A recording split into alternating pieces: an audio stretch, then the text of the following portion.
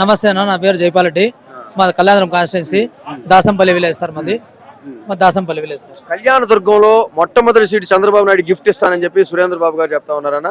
ఇక్కడ చూస్తేనేమో తలసాని రంగయ్య గారు, ఆయన దగ్గర ఎలక్షన్స్ పోయేటువంటి ధనం కూడా లేని వ్యక్తి. అంటే ఒక సామాన్యమైన మనలాగా చెప్పుకోవచ్చు అందరు. ఎలా చూస్తారండి మన ఎలక్షన్స్ ని?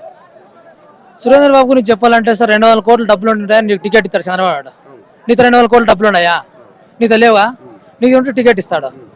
గిఫ్ట్గా ఎట్లా ఇస్తా అన్నాడు సార్? ఇక్కడ 4 సంవత్సరాల 8 నెలలు కష్టపడాలంతా పోనా పార్టీకి.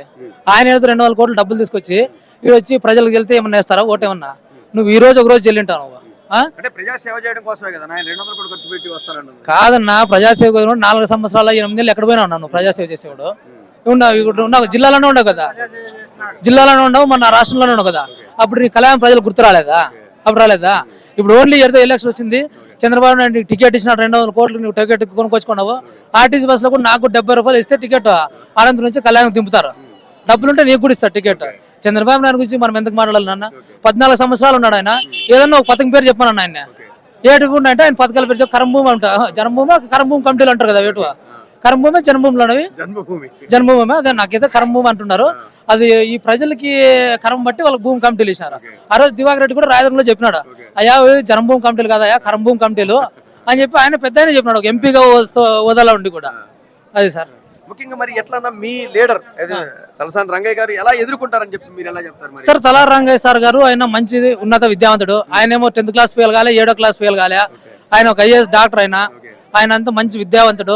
ఇప్పుడు మనకి ఇంతమంది పార్లమెంట్లో సభ్యులు కూడా ఢిల్లీకి పోయి ప్రతి ఒక్కటి కూడా అన్ని కూడా బాగా స్టడీ చేసినాడు సార్. మన ప్రజలకు ఏం చేయాలా, మన రోడ్ల అభివృద్ధి ఎట్లా ఏమంటే ప్రతి ఒక్కటి బాగా స్టడీ చేసినాడు సార్. ఇప్పుడు మా రంగయ్య సార్తో డబ్బులు లేవంటారు కదా అంటున్నారు కదా సార్. మీరు డబ్బులకు ఓట్లు వేస్తారన్నమాట అబద్ధం సార్. ఇప్పుడు మీరు డబ్బులకే ఓట్లు వేయాలంటే నారా లోకేష్ బాబుతో డబ్బులు లేవా సార్?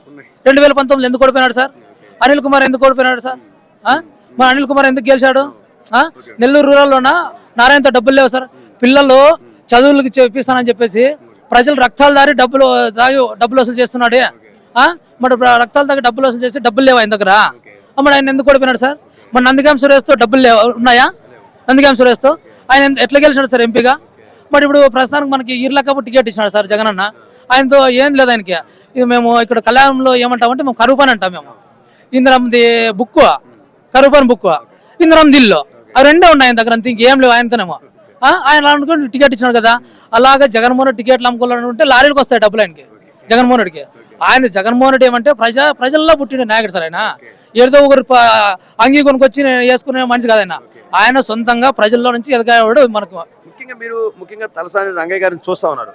మరి ఇలాంటి క్వాలిటీస్ అంతా ఏదైతే జగన్మోహన్ రెడ్డి గురించి మీరు వర్ణించారో ఆ క్వాలిటీస్ అన్ని రంగయ్య గారిలో చూసారంటారు మరి మీరు? సార్ రంగయ్య సార్తకి నువ్వు అర్ధరాత్రి కూడా వచ్చి సార్ ఇట్లా నా పరిస్థితి ఇట్లా ఉంది సార్ అంటే దిగొచ్చి పనిచేసేవాడు. మరి రంగయ్య సార్ ఏమో శ్రీలంకకు పోయేవాడు కాదు, లేకపోతే వేరే దేశానికి పోయేవాడు కాదు. ఈడ ఆయనకేమో 3 అల్లేండ్లు లేరు, ఇంకా మిగతా బంధువులు అంతా లేరు. ఆయన ఒక్కడే. ఆయన జగన్ అన్న ఎలాగున్నాడు, ఈ రంగయ్య సార్ కూడా ఒకడే. ఆయన అట్లా 9-10 మంది వచ్చి ఇక్కడ క్యాన్వాస్ నువ్వు ఢిల్లీలో పోయి ఉంటే 3 క్యాన్వాస్ చేసి అలాంటి రంగయ్య సార్ కాదు సార్. 24 గంటలు నిత్యము మన కళ్యాణంలోనే ఉంటాడు సార్. ఆయన చాలా ఉన్నతమైన విద్యావంతుడు, ప్రజల కష్టాలు చూసినాడు సార్. ఈ రోజుకి మన రంగయ్య సార్ గారు ఆయన ఎంపీ కదా 4 సంవత్సరాలు 5 సంవత్సరాలు. ఆయన 5 సంవత్సరాలు ఎంపీను, మళ్ళీ వచ్చేసి మనకి డాక్టర్ ఆయన చదివినాడు కదా, మళ్ళీ పీడీగా పనిచేశాడు. అలాంటి వాడు ఈరోజు వాళ్ళ ఫ్యామిలీను సామాన్య ప్రజల మాదిరిగానే ఉంది. అదే ఒక ఎంపీపీనో ఒక ఎంపీ జడ్జిపీటీసీనో అంటే వాళ్ళ కుటుంబాలన్నీ బాగుపడి బెంచ్ కార్లు అట్లా తొక్కలాడుతుండ్రు. అలాంటి వాడు మా సార్కి ఇప్పుడు వాళ్ళ ఫ్యామిలీ కూడా ఎలాగుందో సార్. అగ్రహారం పోయి చూడండి, కర్నూలు జిల్లాలో. ఆయన చాలా సౌమ్యుడు సార్. ఆయన 10 మందికి పని చేయాలని ఒకటి సార్. ఆయన 10 మందికి పని చేసి ప్రజల మనలు పొందాలని. ముఖ్యంగా చెప్పండి సార్, ఏదైతే ప్రజల గుండెలో ఉన్నాడు జగన్మోహన్ రెడ్డిని పట్టుకొని 4వ పెళ్ళం అంటాం, నువ్వు జగన్ అని సంబోధించడం, పవన్ కళ్యాణ్ ఏ రకంగా చూస్తారు మీరు? సార్ పవన్ కళ్యాణ్ గురించి మాట్లాడేది వేస్ట్ సార్. మొన్నేమో ఏడో పిఠాపురంలోనా భీమిలీలోనా మళ్ళీ మొన్నేం పేపర్ స్టేట్మెంట్ ఇచ్చిన నాకు ఎమ్మెల్యే వద్దు, ఎంపీ వద్దు. నేను ఎడుతూ అక్కడ అమ్మినాను పార్టీని 30 రూపాయలకు 35 రూపాయలకు బీజేపీలకి. అది ఎడుతూ రాజ్యసభ సభ మా చిరంజీవి మేలు కదా సార్. 19 సీట్లు మొగోనకు అట్లా గెలిచా.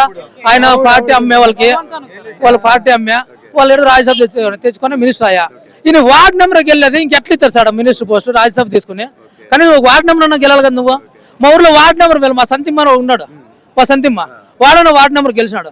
నువ్వు ఏడో వార్డ్ నెంబర్ కన్నా గెలిచినావా సార్? ఏమన్నా గెలిచినావా నువ్వు? అలాంటి నేను అన్ని సీట్లు తెస్తాను. నీకు చంద్రబాబు నాయుడు టికెట్ ఇస్తేనే నీకు లేకపోతే లేదు, బస్ దిగాల్సిందే. ముఖ్యంగా చంద్రబాబు నాయుడు కూడా ఇది 14 సంవత్సరాల అనుభవం ఉన్న ముఖ్యమంత్రి కూడా 30 years ఇండస్ట్రీ అయిన ముఖ్యమంత్రి చేసిన ఆయన జగన్మోహన్ రెడ్డి సైకో జగన్ అంటాం సైకో అంటాం, అది ఎలా చూస్తారన్న మరి? ఆయన ఇప్పుడు సైకో జగన్ ఇవంటేనో వాళ్ళందరికీ అది వెన్నుతో పెట్టిన విద్యనా? ఎన్టీ రామారావు చెప్పులతో చేపించా ఇంకా వీళ్ళన్ని మాట్లాడేది తప్పేం సార్? జగన్మోహన్ రెడ్డి ఒక విద్యావంతుడు. ఏ రోజన్నా వాళ్ళన్ని విమర్శలు చేసినా ఏ రోజున విమర్శన చేసినాడా? నాకు పైన దేవుడున్నాడు, కింద చల్లని ప్రజలు ఉన్నాయి, ప్రజల ఆశీస్సులు ఉన్నాయి. మీలాగా సీఎం రమేష్కి 500 కోట్లకి నమ్ముకొని ఇట్లా జగన్మోహన్ రెడ్డి సార్ ఒక బీదోనికే. అదే మా కళ్యాణంలో తీసుకోక తోడు పండ్లు అమ్మనోడు కానీ మా రాజు అనే అతను కూడా మున్సిపల్ చైర్మన్ పోస్ట్ ఇచ్చా. ఒక ముఖ్యమైన విషయాన్ని చెప్పండి అన్న, నేను అడుగుతున్నా ఇదే విషయాన్ని. ఏదైతే రాజశేఖర రెడ్డి గారు ఉన్నారో ఆయన ఆశయాల్ని నిరూపిస్తూ అవన్నీ ఫుల్ఫిల్ చేస్తూ జగన్మోహన్ రెడ్డి కష్టపడతా ఉన్నారు, పేద ప్రజల పక్కన నిలబడున్నారు, అందరికీ కూడా సంక్షేమ పదాలు అందించారు. అయితే అలాంటి కుటుంబంలో పుట్టిన షర్మిలమ్మ గారు ఏదైతే కాంగ్రెస్ పార్టీ ఉందో రాష్ట్రాన్ని విడగొట్టి జనాలకి అన్యాయం చేసింది, రాష్ట్ర ప్రజలకి జగన్మోహన్ రెడ్డి కేసులు పెట్టి జగన్మోహన్ రెడ్డి కుటుంబానికి అన్యాయం చేసింది, జగన్మోహన్ రెడ్డిని రోడ్డును పడేసింది. అలాంటి పార్టీ కండవ కట్టుకొని ఇప్పుడు రాష్ట్రానికి వస్తే ఒకప్పుడు తెలంగాణకి వెళ్ళి మళ్ళీ ఇప్పుడు నేను ఇక్కడ బిడ్డని నేను వారసురాలని చెప్పి వస్తే ఆ కోణాన్ని ఎలా చూస్తారన్న మీరు? సార్ షర్మిలమ్మ గురించి మాట్లాడేది ఎందుకంటే ఆమె మాకు ఏ రోజున్నా మా పార్టీలోకి వస్తుంది. మా అక్క ఏమంటే అక్కకి ఏదో వాళ్ళు మభ్య పెట్టినారు, అక్కడ రాపందుల వేటలో చిక్కుపడింది అక్క. మా జగన్ కూడా చెప్పినాడు, అమ్మా నువ్వు పద్మవ్యూహంలో చిక్కుపడినావు, నువ్వు రామ్మ, నువ్వు నిన్ను చాలా ఇబ్బందులు పెట్టినారమ్మా అంటుంది. మా అక్క ఏమంటుందంటే సార్ నాకు తెలియదు అంటుంది. నాన్న చనిపోయి ఎన్ని సంవత్సరాలు, నీకు అన్ని సంవత్సరాలు తెలియదేం సార్? మీ నాన్న పేరు సిబిఐలో చనిపోయినా నీ అనాకుడులో సిబిఐ దాంట్లో ఇరికిస్తారేం సార్ ఏమన్నా? ఆ రోజు నీకు తెలియదా సార్? నీకేమన్నా నువ్వు అన్న కోసం కష్టపడినావు, అన్ని రకాల బాంధీకి ఆంధ్రప్రదేశ్లో జగనన్నకి ఎంత పర్సెంటేజ్ నీకు కూడా అంత పర్సెంటేజ్ అభిమానులు ఉన్నారు.